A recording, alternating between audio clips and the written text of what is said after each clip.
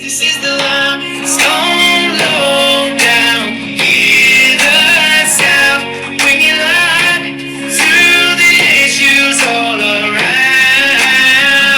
From every corner, let's make it clear. The change we need is starting here. Hey everybody, welcome to the latest episode of the Limestone Lowdown. We have got a special guest here with us today, Mr. Clyde Martin. So how he ties in to having on a guest here is that we have got a local resident who just recently qualified to run for Lieutenant Governor, Mr. John Wahl, or Nehemiah Ezekiel Wahl. His political alias is John Wahl. But there's been a lot of questions over social media questioning his the voter integrity, which he stands for, his residency, which again has to match, just like the governor, you have to live in a state for 7 consecutive years. There's been stories over the last few years about him having a poll worker removed for questioning his ID, for saying that he used a fake media or a homemade ID, and his default has always been that was the liberal media way to attack that, and how this was issued by the then state auditor, Jim Ziegler. So, Mr. Clyde Martin, thank you so much for joining. I'm so glad we got a chance to connect. Someone had sent me a screenshot of your name in a conversation from years ago, and I was like, I'm just going to see if I can message him. And I'm so glad that we've been able to connect over the last week or so. So can you tell us just this is all your story. I know you, in us talking, getting to know you, you kind of told us how all this worked out. And so I just want to give everyone an opportunity to hear that from you. So tell us about you. How long have you been here, and how did you become a poll worker? Okay. Well, I'm Clyde Martin, and I was a poll worker for several years, probably about 5 cycles of voting cycles. Okay. And the first cycle I was there, I was just sort of an observer. I was watching what was going on, trying to learn the position and what I was supposed to do, and I was just basically a helper. And I was warned that there was a certain family that would cause a little havoc when they came in to vote because they didn't use a voter ID. So I didn't know the people, I didn't know who the family was, I didn't know anybody. And a little later on that day, sure enough, they came in at the last minute and wanted to vote without any voter IDs. And I just watched the process, and they could have voted with different type ID, or not a different type ID, but they could vote at a provisional ballot, which doesn't require an ID, but they're not counted unless they're necessary to swing the election. Unless there's enough provisional ballots to swing the election, they're not even counted. So they wanted to vote regular voting, and they insisted that two of the poll workers signed an affidavit that they know these people well enough to say that they are who they are. They were allowed to vote without having a voter ID. So that went on for a cycle or two, and when did this start? What year was the first time? I'm going to say somewhere around 2016 or 18, something in that area. Okay. And so then then I got to where I was working the poll, not as an inspector yet, and one of the Mr. Wahl came in and he asked me to vote, by filling out an affidavit. He says, "You know me," and I said, "I know of you, but I don't know you well enough to sign an affidavit swearing that I know who you are." And so that went around and around a little bit, and it's sort of confrontational because he was sort of coercing me into trying to get him to be able to vote without a voter ID. And so I wouldn't sign the affidavit, but there was someone else there that would sign the affidavit, and his name wasn't even what he said his name was. So that polling, or that cycle, it went by with a lot of confrontation, and I wasn't agreeing with it and everything. But then the next cycle, I became the inspector for the poll. So being the inspector, I had a little more authority, and the poll that time, Mr. Wahl came in and he presented an ID. I'd never seen an ID like that. And it has a picture on it. And I said, what kind of ID is this? And he said, it's a press badge from the state of Alabama. Well, it had everything on it that looked official, and it looked like it was the correct ID. And so I allowed him to vote using that press badge, and which was a government, I thought was at that time was a government issued ID. And he said it was issued by the government, by state of Alabama. So that cycle, he got by with it. The next cycle is coming up. I was inspector, and I sent him an email saying, hey, I'm not going to accept that ID you brought down there the last time, because I have talked that over with the probate judge, and he says that I should do what I wanted to do. So I'm going to tell you right now, I'm not going to allow you to use that ID and vote the next cycle. And you submitted this through like the GOP, Yes, like I submitted that through the GOP website to him, to his website. Okay. So I didn't have a copy of the email. And then he never responded. Never He responded. never responded to me. He just went He straight went to directly the to the voter registers of Limestone County, and went to the judge, probate judge, and declared that I was threatening him with not being able to exercise his constitutional right to vote. That I was threatening him and his family because I wouldn't accept a non-ID, a driver's license type ID, which everybody else was glad to present. And next thing I know, I'm called in on the carpet by the Board of Registers, the three people which are required to be there, and that's they used a substitute for the sheriff, the probate judge, Mr. Woodruff, and Brian Canuck, which was the county clerk. The three positions that's supposed to be there is the sheriff, the county clerk, and the probate judge.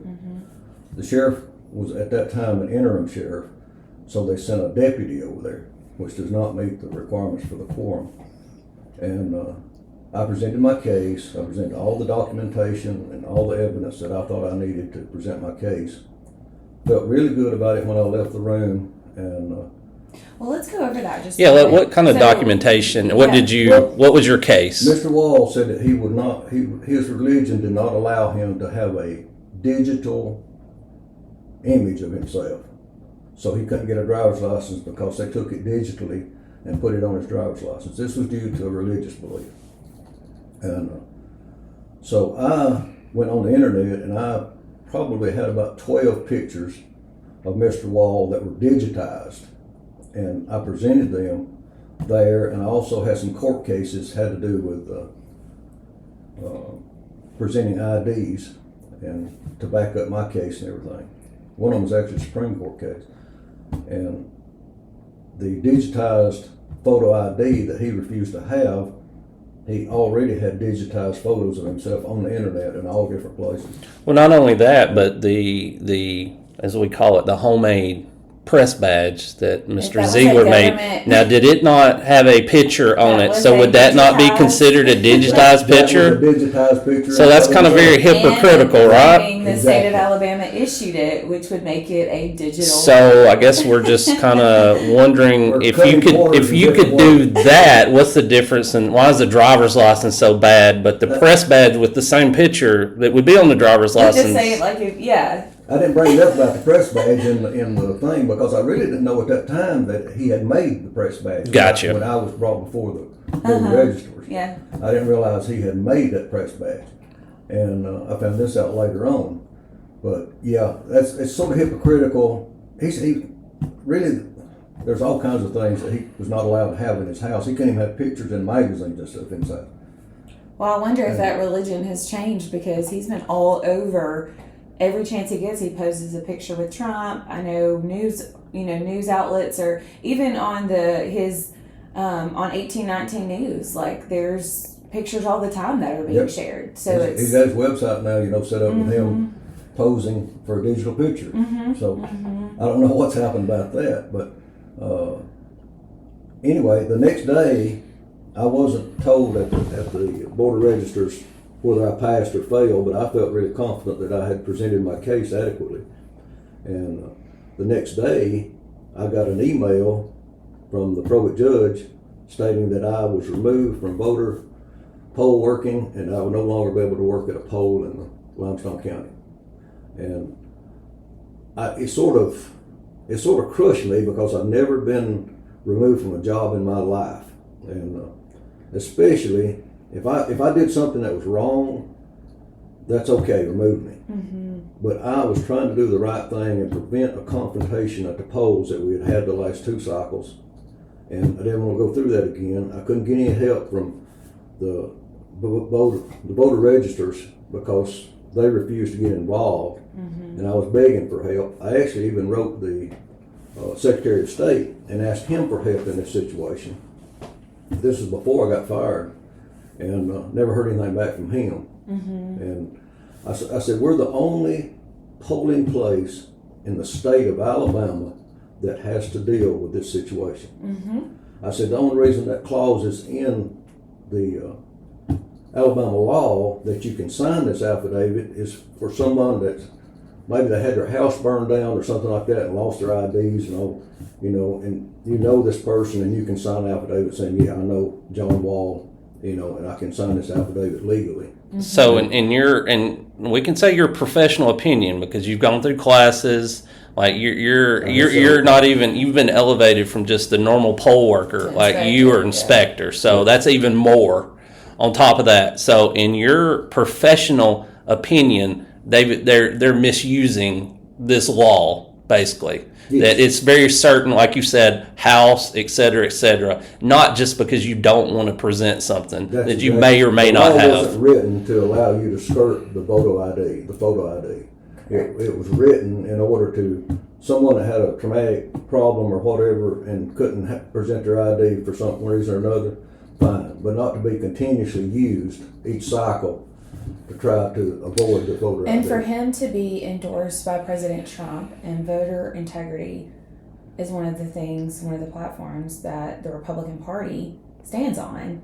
It is very contradictory and hypocritical to cause this much of a stink over this. Now, a question, so when the probate judge notified you, did he give a reason or did he just say you've been removed? The reason that I heard from was, I think this was in the meeting, not in the email that I got, but the reason that I was told was that I had threatened Mr. Wahl with not being able to exercise his constitutional right for voting. Threatened his constitutional right. But as a poll worker and an inspector who has been through training, you are taught so that people don't commit voter fraud. Not saying that that's what he was doing, but in the last... So he's completely flipped the script. You are the guardian of the very people's constitutional rights, and he wants to play the victim and say that you've disenfranchised him for merely asking questions. Absolutely. I want to piggyback off that, something else you said, and in your professional opinion, having been there for years and have seen this and heard about it, these affidavits, I think in our earlier conversation, you said in your opinion that that they targeted certain people within the voter, what am I trying to think of? Within the polls, some certain older individuals that in your opinion, you think they were coerced to sign these affidavits. Absolutely. Is that correct? Absolutely. Yeah. But some of the other poll workers totally refused, but there were a couple that were just easygoing and they didn't want to cause a problem. Go along to get along. So prior to you becoming a poll worker, or even during that time of being a poll worker when you met the family, had you ever had any like personal interactions outside of the polls with them? Actually, I had been to the I want to say a compound, but it's their living quarters. It's a gated house / farm area. I had been there to help one of the brothers actually install a solar system, and I had no vindictive emotions to try to prevent somebody from voting John Wahl or nothing. I had no scrub with John Wahl other than the fact he wasn't presenting an ID. There was no personal vindictiveness that I had to refuse to take that ID. I just didn't feel comfortable with it, and it didn't appear to me to be the correct ID to be voting with.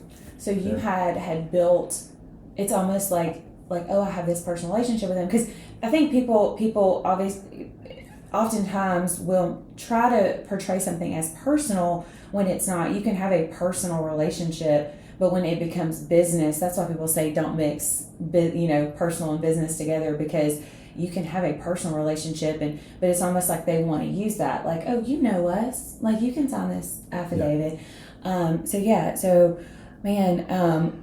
just to kind of get us back on track. So what has been this experience, and like with personally, professionally, and within your community, and like kind of walk us through those steps after, like those next 6 months? Because if I had done something right, or what I felt like that I was, I was doing my job, and then I get removed, you would want revenge. I mean, you're like, I didn't do anything wrong. Like, something's going on here. You did the very thing that your office and your position is charged to do, for merely asking questions. And you couldn't prevent something if you wanted to. Like you said, you could always vote that provisional ballot at the end of the day. You cannot stop anybody. Anybody can walk in and vote a provisional ballot, right? Without an ID or anything else like that. They just wanted to shove it down your throat that we can vote a real ballot, and there's nothing you can do to stop it. I don't know if it was shoving down our throat or not, but they wanted the recognition that they were voting in these elections and getting their name, on the ballot. Getting credit that they actually voted. Yes. That's correct. That's what they were looking for. For those tracking purposes, to show that they had voted, like in every, because those provisional ones, I guess if they don't need them, they don't get tracked that they actually voted. Right. So it's interesting that you were talking about the quorum, and I just kind of had this realization during this. So to have the quorum, you have to have the probate judge, and then you have to have the sheriff and the county clerk. What I find really interesting, and this is something that over the last year or so that I've seen, is that the Walls openly have a consulting firm.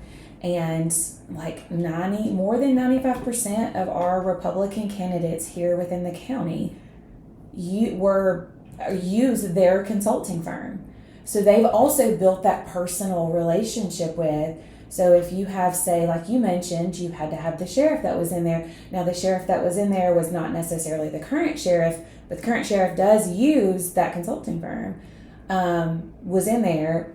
And then you had the clerk, who is a new clerk now, who also uses them. So it almost like feels like that they're putting these people in place. The deck is stacked. They're stacking the deck in their favor. And that also, that goes all the way up to state seats. That goes up to executive seats within the GOP. I know that one of our representatives, very nice man. I don't want anybody to think that I'm making this personal. He is a very nice man. But the facts with that are that he personally works for the Walls. Again, not a secret. He also was encouraged to run on the state executive seat again, to fill Mr. Mo Brooks' seat. This glitched. Say his name again, who you're talking about. Oh, Mr. Ben Harrison. I got everything. Okay. It glitched out when you first said his name. Who we're talking about. Yeah. So again, Mr. Ben Harrison is a very, very nice man. But the facts are the facts. On his statement of economic interest, he claims his income and his day job works for the Walls company.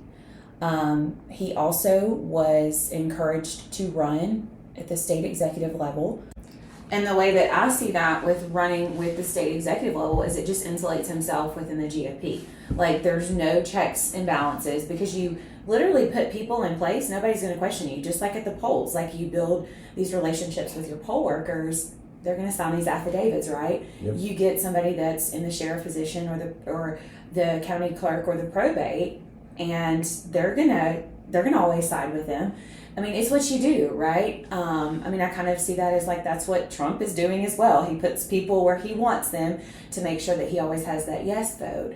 And so how that state executive seat works is that if you find a problem within the Republican Party, you have to go to your state executive people and report it, and then they choose whether they see a problem with it. So that is very, very critical, those seats are. And they recruited Ben Harrison to run for that seat. They were making calls to make sure, because it's a voted position. So again, when John Wahl has put, my opinion, when John Wahl has set all of these people up within the Alabama GOP, of course he's going to win. Anybody at the last meeting that we went to, and this may actually not end up working out in my favor because it actually talking about some of the events, but the last Republican meeting I went to, and I swore I was never going back because of the craziness that I saw. I was paying a babysitter, missing time away from my family to attend these meetings because I wanted to do something good, and it was crazy. I saw that he brought somebody with him who I didn't know, and there was a couple fights that had broke out. There was a lot of disagreements. Jared and I actually got up and left before the meeting was even over. We're like, let's go. And I called the GOP the next day, and I was like, this is crazy that this is allowed within our GOP. And I was like, who do we report this to? And they're like, well, he's the GOP chairman, and he's over the entire southern region, so there's really nobody. Right. And then he's like, well, you could reach out to the next person in a different district. And I was like, that's literally who was with him at this meeting. Who saw it all? Who saw it all? And then they're like, well, you could contact Mo Brooks. And I'm like, he's literally retiring or stepping down in 6 weeks. That's the same seat that they recruited Ben Harrison to run for. Again, I think Ben Harrison is a very nice man.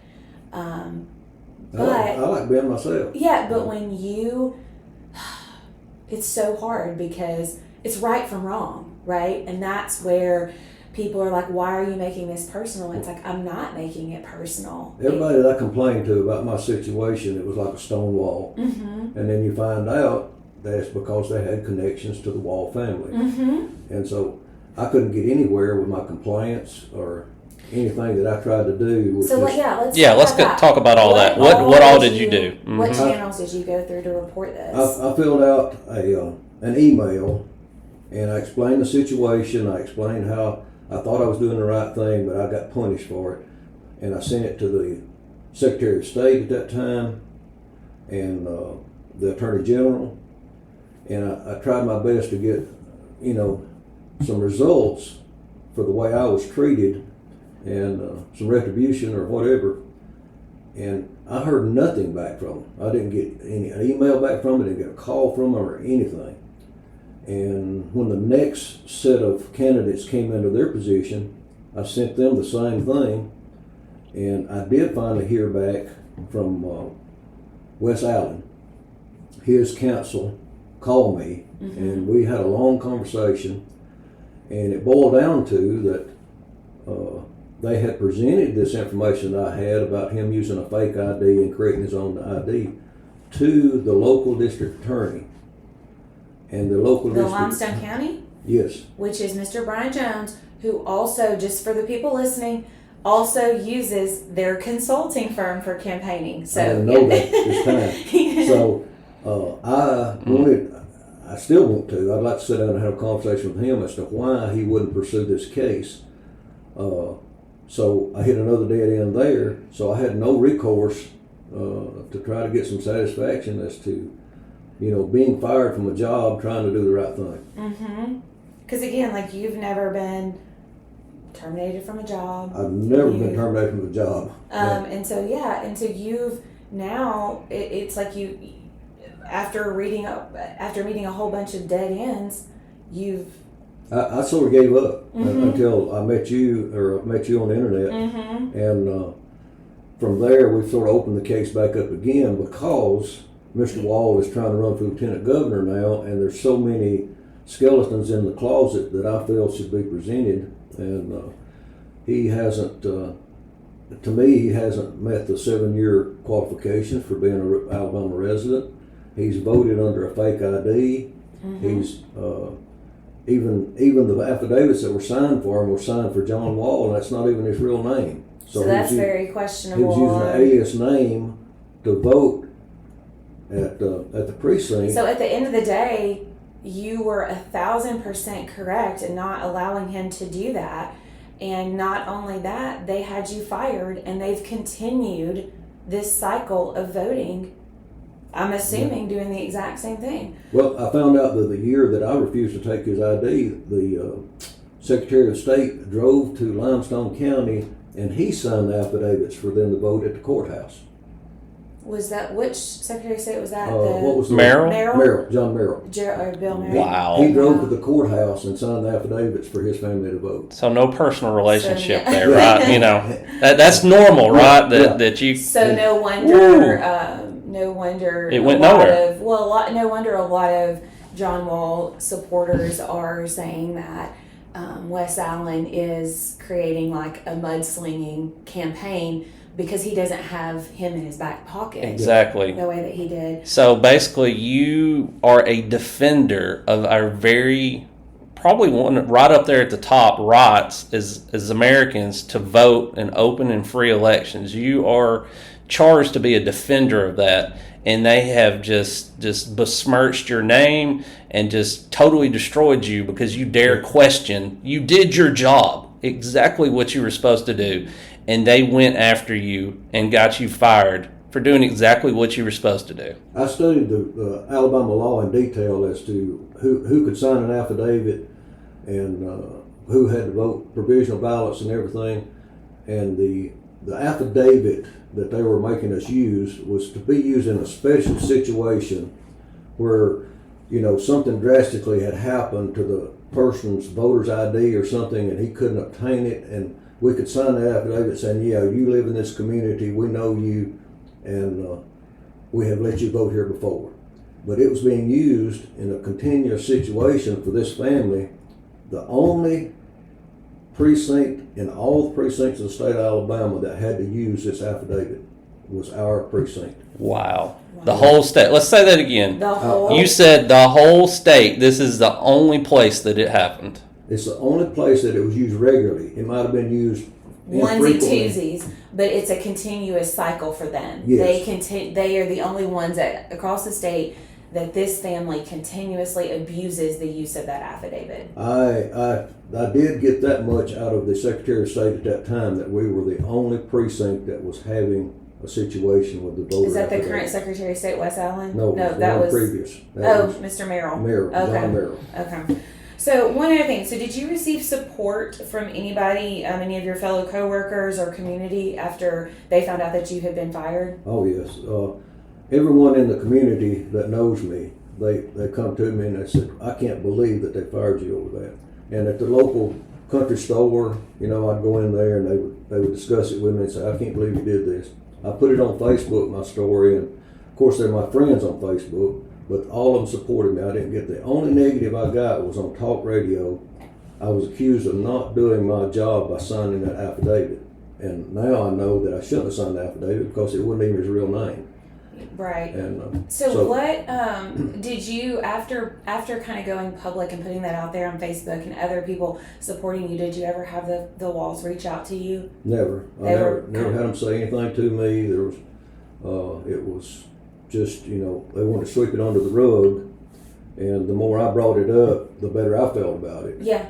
And but I got full support. I didn't get anybody except for, like I said, talk radio one time sort of give me a hard time for not signing the affidavit, which I didn't want to sign it anyway. Mm-hmm. And I even told them that I wouldn't even sign it for my brother because my brother's going to have a voter ID. Mm-hmm. And I said, I will Yeah, it's not. almost like, just because you know me, like, just don't put me in that situation. Just, like, show your ID. Like, that's just a very, like you're saying, if it's something every now and then, but to be a repeated use, again, that goes back to those ethical violations, like using your position, you know, for personal gain. And okay, so another thing that I've heard from numerous amount of people is how they're almost like the puppet master in getting people on the ballots, potentially even like having people removed from the ballot.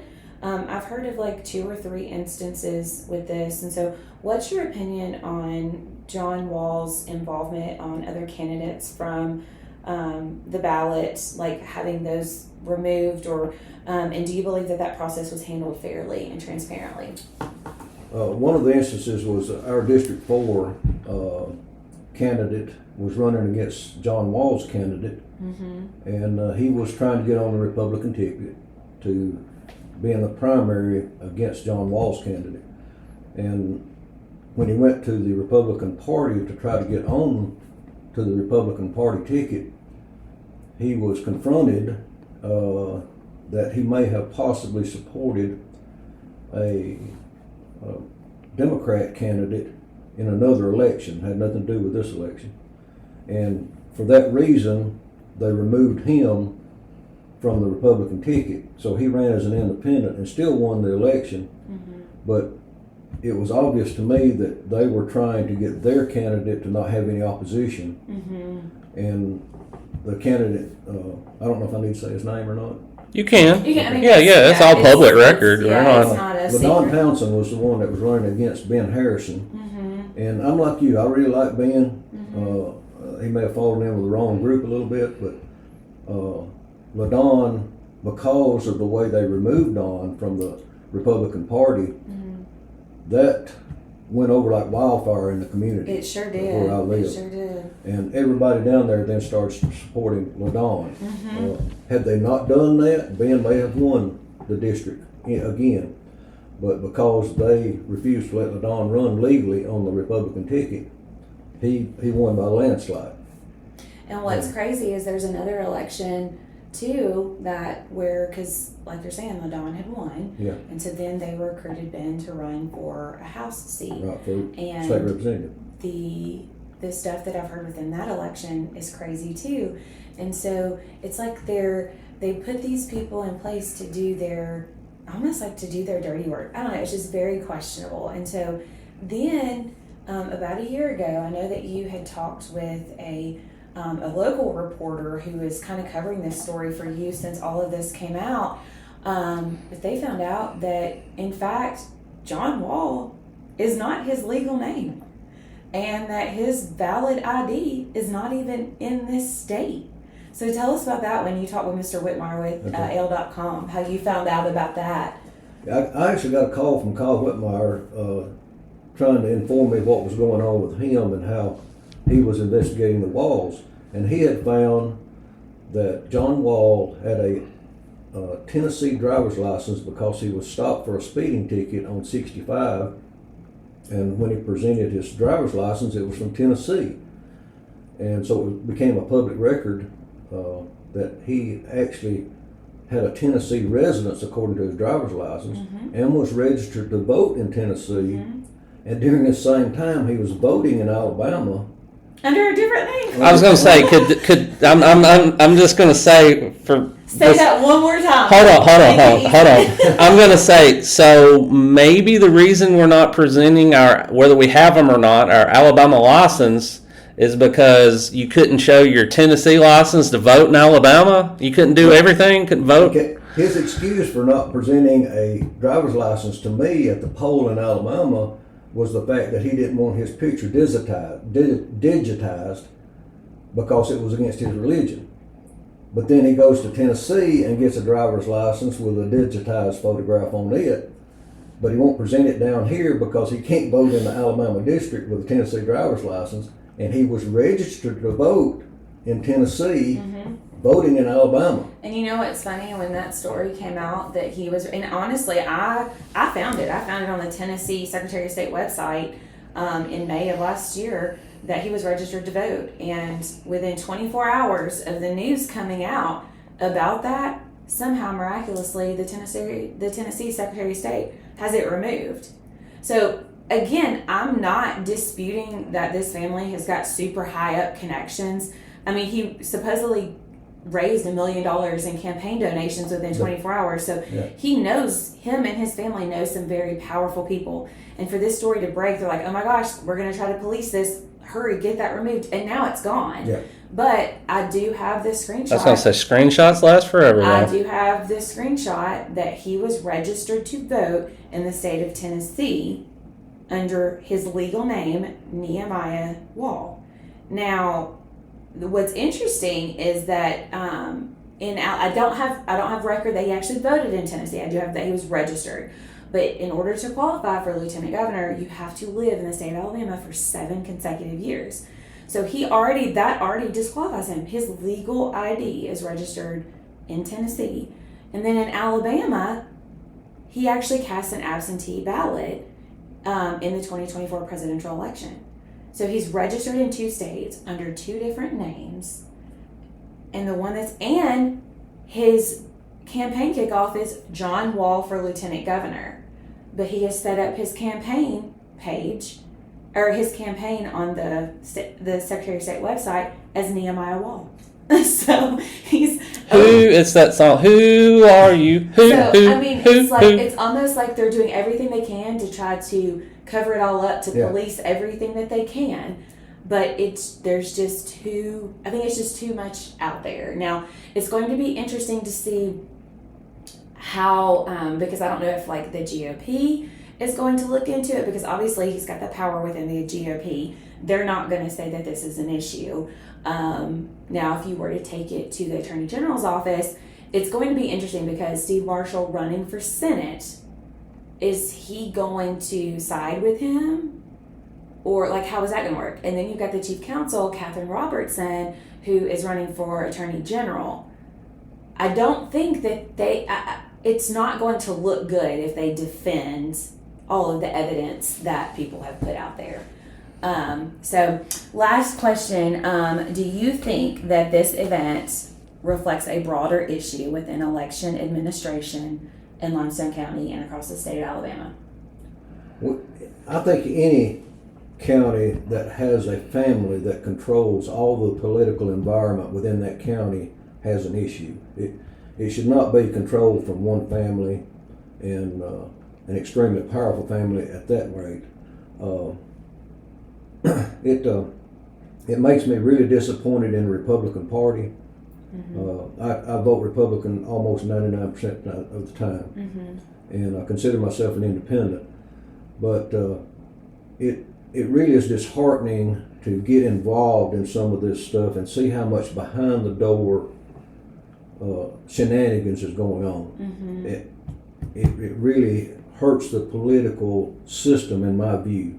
I always thought the Republicans were above and beyond trying to do the right thing, and then I find out all of this, and you've got one family that controls 90% of all the Republican issues in Limestone County. Potentially all the way up to the state level. And then he's now they're going to the state level, which scares me even more. President Trump's endorsement, yep. which is scary because they are always saying something about, it's not that big a deal, like show your ID to vote. And down here in little Alabama. Well, let's also say that just judging, sounds like we can say there's a definite pattern here mm-hmm. of, let's get our opponents thrown off. What it's telling is that he's running for lieutenant governor, and the fact that several of his people are bringing up the residency challenge of Tommy Tuberville. So it's not outside the realm of possibility to say that he wants to run for lieutenant governor, hopefully not win, but oh God, if he does, and then, Tommy Tuberville doesn't need to be the governor. Right. And then he just walks right in there. And then they have him, Tommy Tuberville, removed, so he slides into governor. Yep. And because he has his connections within the attorney generals, they're going to bypass, they're going to say, it's legal, he's fine. And he slides right into the governorship. And you mentioned that. You're like, I thought he was grooming another candidate for governor. And then lo and behold, I think it's actually him. Yep. And that is a very plausible story because a lot of their supporters have been have openly said something about Tuberville's residency. So, it's just the more, it's just getting the information out there. And I know that this is hard for me to cover. I know with you, like, you're like, I don't care because this was wrong. I was done wrong. It's hard for us because we're wanting to get everybody's story out, and how crazy this is. But it's like you fear for what's to come, like what sort of that could affect you guys' careers. I mean, by one way or another, it could affect you guys. Anything you might want to do. Mm-hmm. But I'm beyond that. They can't affect me. They put me in jail. They're about to feed me for free. I'm not worried about any of that, and I really appreciate the fact that y'all have tried to bring this back to light again, which I had let it die down on my own because I give up fighting it, and it's really been a joy to come in here and present my story and maybe get it out there again and bring the flame back to life. Well, here's what we can't promise anything's going to change, but we can promise that we're not going to let it go. Yeah. You know what I mean? Right. And Colin the same way. and as we've said, courage is contagious. Yeah. This is right and wrong, black and white. If this is how the Republicans want to be, then I'm ashamed I'm one. Yes. You know what I mean? Exactly what We're I supposed to be better than this, and if we're not, then it causes question into a lot of things. And the fact that, like, literally right before he announced that he was running for lieutenant governor is when somebody sent me a screenshot from a post in 2022, you commenting, and I was like, oh my gosh, because I've honestly been trying to find you, but I didn't know your name, I didn't know who you were. Quite frankly, I thought it was a female because it's all these the little old ladies working at the polls. Yeah, 90% of them are. And so when I saw that it was a man, I was like, oh my gosh. So I think, I'm a Christian, and I think that in all of this, I mean, honestly, within the stuff within the city and everything else, and I've said this before and I'll say it again, I've prayed for the Lord to take this away. Like, I didn't want to do this. I didn't want to be this person, but he kept giving me stuff. He kept having people reach out to me. He kept making those connections so simple that I know that we're doing what we're supposed to be doing. And, we'll just. I couldn't believe it when you commented on my comment and you were supporting my comment. I got something on my side finally.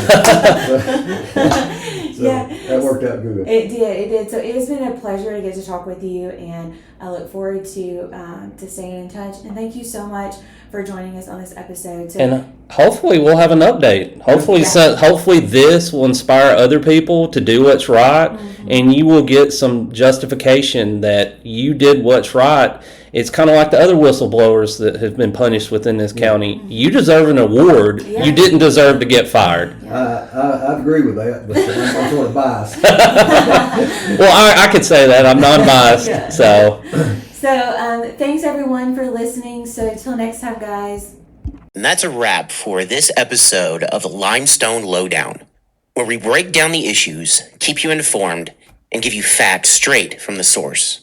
Remember, your voice matters. Your vote counts, and your community thrives when we stay engaged. Stay tuned, stay informed, and stay involved. Until next time, keep questioning, keep advocating, and keep shaping the future of the Limestone area. We'll see you on the next Limestone Lowdown.